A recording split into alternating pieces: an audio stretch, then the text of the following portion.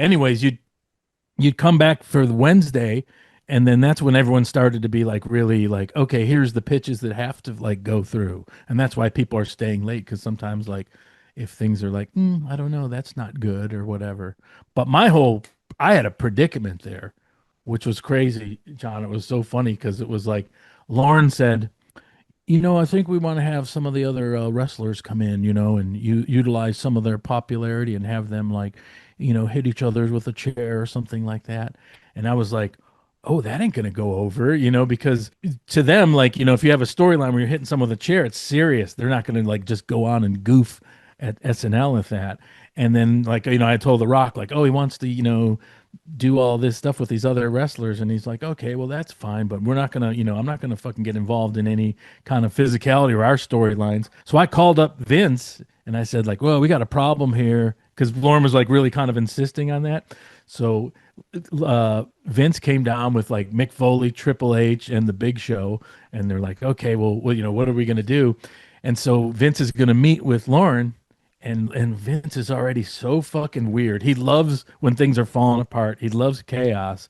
So he comes down the hall. He sees me there, and this is already like Wednesday morning, and I'm kind of like, wow, this is already hairy. It's going to be on Saturday. They want to do all this shit, and then Vince goes, "How's that, Lorne Michaels? He's one of those chicken shit producers, isn't he? Huh?"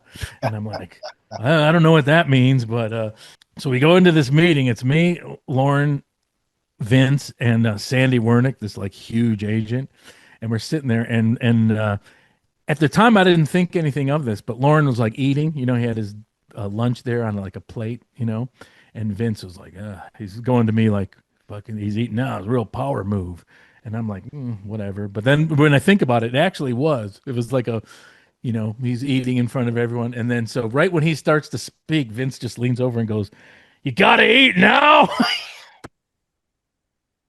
And I'll never forget, like Lauren, he's like literally cutting some meat because he had a proper, like bring a plate up and put a meat wherever it was from on a plate, and and he just like stopped cutting and kind of like you could see in his mind like, oh, I've got to reassess this.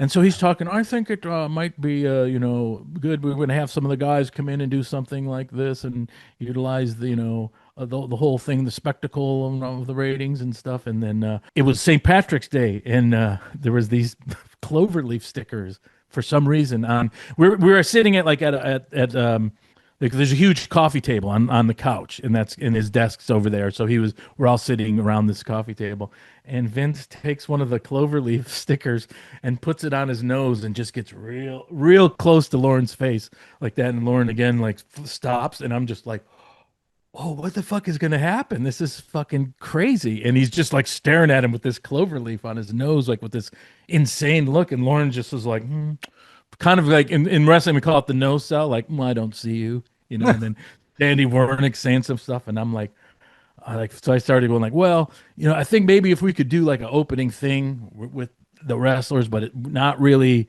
involve them in any kind of like physicality with each other and our own storylines. And then what freaked me out is they all started like they were looking at me, listening to me, like I had the floor, and I'm like, oh fuck, why am I fucking saying anything? I shouldn't have said anything. Now they're gonna that whole thing was like a predicament. So with the help of like Higgins and some people, I wrote the opening, which was kind of like and I made the suggestion, just was a good ego thing. I'd be like, it'd be great politically if you gave Vince the line live from New York. It's Saturday night, because not only he's probably one of the best persons to ever deliver it. I go to probably it'll make him feel good. And then like The Rock was like, yeah, that seems like a good idea. And then so we did that whole opening thing where like, oh, the wrestlers were gonna fuck everything up, but Vince says like, okay, this is good for business, so let's let him have his night.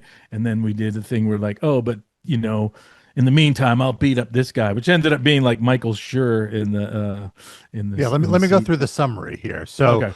it starts with the cold open is Lorne Michaels and Tim Meadows, longtime cast member. They're sipping on champagne, and Tim says he's afraid the wrestlers will hurt them, the SNL cast. And Lorne said that Vince promised that wouldn't happen. Then we cut to a shot of Vince with Triple H, Big Show, and Mankind. It's almost like a father reprimanding his children to behave. That's kind of the bit. Now we can't do anything violent, and then all the wrestlers like, but can I hit the Rock with a chair? No, but can I, do that? No, no chairs. All right.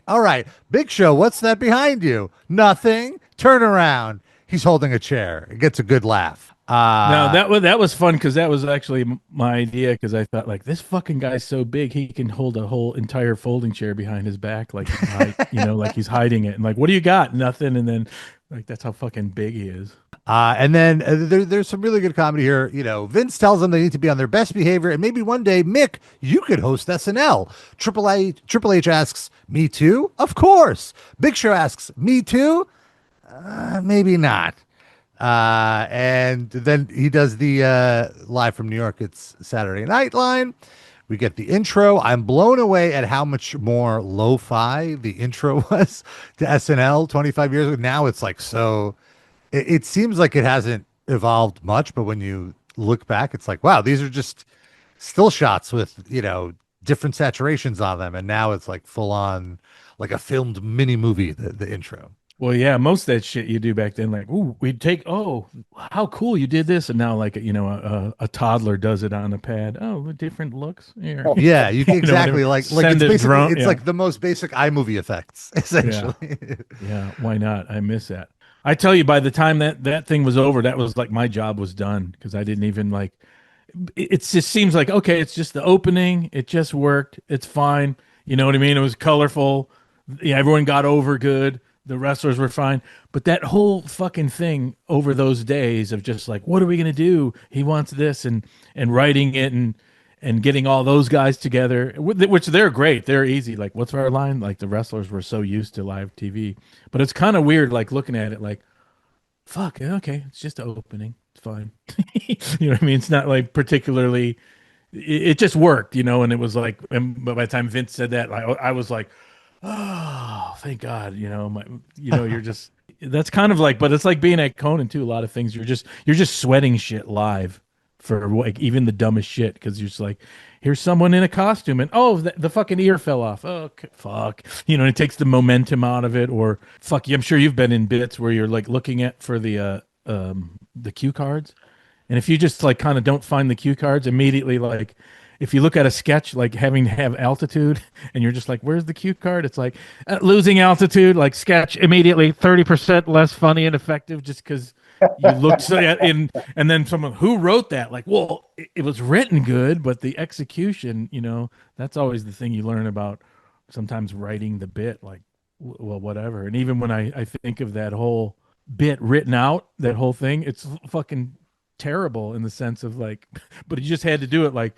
remember, like writing, like, hey, aren't you worried about having these crazy wrestlers on? It's like so like base, but when you really thought of it and went through it, like, yeah, it should be that. You got to fucking sell that to the audience immediately with Tim Meadows or whatever. So you kind of to look at that at a script, like, yeah, wow, real fucking rocket science, but it worked. So that was How far removed from Conan were you at this time?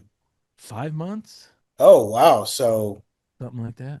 Yeah. wow, Yeah, not long at all.